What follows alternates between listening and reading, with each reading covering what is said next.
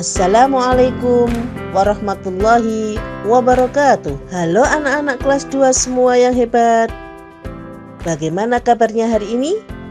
Semoga anak-anak senantiasa dalam keadaan sehat. Anak-anak, pembelajaran kita hari ini kita akan melanjutkan tema 3, tugasku sehari-hari, subtema 4, tugasku dalam kehidupan sosial. Simak video pembelajaran hari ini dengan baik supaya anak-anak faham dan mudah mengerti. Menemukan informasi yang berkaitan dengan kehidupan sosial. Manusia tidak dapat hidup sendiri. Manusia selalu memerlukan orang lain. Oleh karena itu, manusia dinamakan sebagai makhluk sosial. Kehidupan sosial adalah semua kegiatan yang berhubungan dengan orang lain. Informasi tentang kehidupan sosial dapat kita temukan dengan membaca cerita. Saat membaca cerita, bacalah cerita dengan saksama. Tandailah kata yang tidak kamu ketahui artinya. Lalu, kalian bisa mencari artinya di dalam kamus. Ayo, sekarang simaklah cerita berikut. Di dekat rumah Dedi terdapat lahan kosong. Lahan kosong tersebut tidak terawat. Rumput liar tumbuh memenuhi lahan. Lingkungan di sekitarnya menjadi tidak nyaman. Ayah akan melapor kepada Pak RT agar Pak RT mengajak warga kerja bakti membersihkan lahan. Dedi pun menanggapi rencana ayah. Tetapi lahan itu bukan kepunyaan kita ya. Iya, tetapi menjaga dan membersihkan lingkungan adalah tugas kita bersama nak. Jelas ayah kepada Dedi. Bisa menemukan informasi dalam cerita tersebut. Mari kita coba menjawab pertanyaan di bawah ini untuk menemukan informasi penting yang ada pada teks bacaan. Pertanyaan: apa yang dilakukan warga ketika kerja bakti? Jawabnya, yang dilakukan warga ketika kerja bakti adalah membersihkan lingkungan.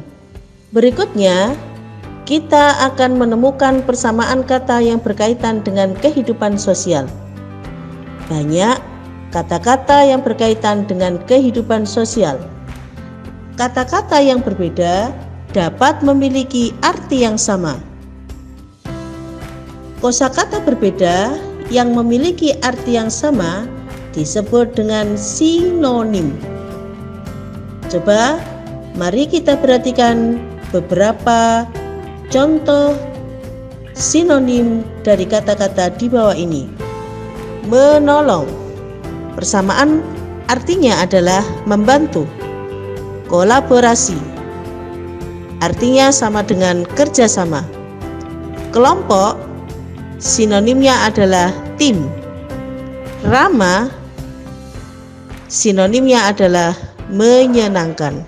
Ayo, sekarang anak-anak mencoba mencari sinonim dari kata-kata berikut ini. Bertemu, kompetisi, melihat, kontan. Selanjutnya adalah mendengarkan dongeng yang berkaitan dengan kehidupan sosial. Apakah dongeng itu? Dongeng adalah cerita rekaan atau khayalan.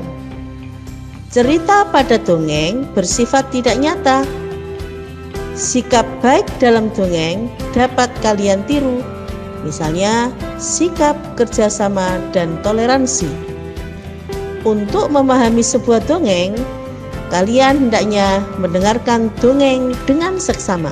Ayo, bacalah sebuah dongeng yang ada di buku cetakmu. Menemukan persamaan arti kata dalam teks. Coba kalian ingat kembali persamaan kata yang telah kamu pelajari sebelumnya. Misalnya, kata tanah air sama artinya dengan tempat kelahiran.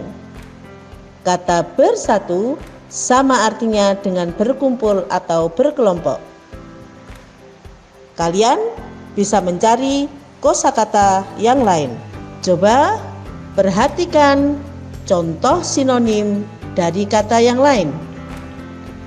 Misalnya, penduduk sama artinya dengan warga. Contoh dalam kalimat, penduduk desa banyak yang bekerja sebagai petani. Berikutnya, menuliskan cerita berdasarkan gambar. Kalian dapat menulis cerita berdasarkan gambar. Gambar yang akan ditulis ceritanya biasanya memiliki tema. Misalnya, tema kehidupan sosial. Pada pembelajaran yang lalu, kita sudah belajar tentang langkah-langkah menulis cerita berdasarkan gambar. Anak-anak tentunya masih ingat ya. Langkah yang pertama adalah amati gambar dengan seksama. Kedua, tulislah kalimat-kalimat yang sesuai dengan gambar. Yang ketiga, susunlah kalimat-kalimat tersebut menjadi cerita yang padu. Sekarang, anak-anak perhatikan gambar berikut. Buatlah cerita sesuai dengan gambar di bawah ini. Ingat, ketika anak-anak akan membuat sebuah cerita dari gambar, maka yang perlu diperhatikan adalah anak-anak mencari kosakata terlebih dahulu sesuai dengan gambar yang ada. Selanjutnya adalah membuat kalimat menggunakan kosakata tentang kehidupan sosial.